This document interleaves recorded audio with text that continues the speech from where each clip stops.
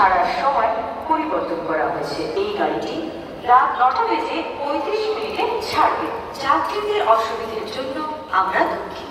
कृपया ध्यान दें 18030 अब शालीमार कुर्ला लोकमान्य तिलक टर्मिनस एक्सप्रेस जिसके रवाना होने का समय दोपहर 3 बजे था। अब ये गाड़ी 9:35 रवाना होगी।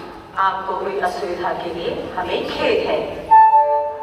For the kind attention of the passengers, train number 18030 सारवा জায়গা দেখে নিয়েছি ভাই, আনকাই জায়গা দেখে নিয়েছি, which was scheduled to depart at 15 hours has been put back to 21 hours 35 minutes.